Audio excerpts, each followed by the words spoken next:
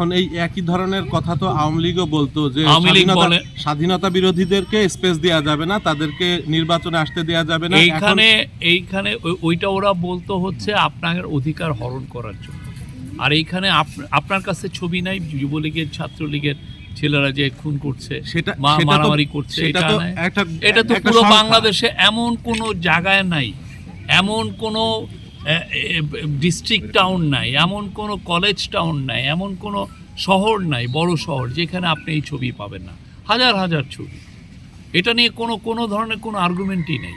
এক্ষেত্রে কি মানে এই প্রসেসের মাধ্যমে কি মানে আবারও আমরা এমন মানে একটা গোষ্ঠীকে, একটা বৃহৎ গোষ্ঠীকে আমরা স্পেস না দিয়ে আমরা কি আবারও কোনো ফ্যাসিজমের দিকে যাচ্ছি? কোনো ফ্যাসিজমের কিছু নাই, বরঞ্চ আওয়ামী লীগ বাংলাদেশে ফ্যাসিজম কায়েম করেছিল। তারা এই যে স্বাধীনতার চেতনা এগুলো বলে বলে আপনার অধিকার হরণ করেছে। আপনি আওয়ামী লীগের আমলে যুবলীগ ছাত্রলীগ করা ছাড়া কে পুলিশে চাকরি পেয়েছে, কে এনএসআই চাকরি পেয়েছে, যে খোঁজ নিয়ে দেখেন।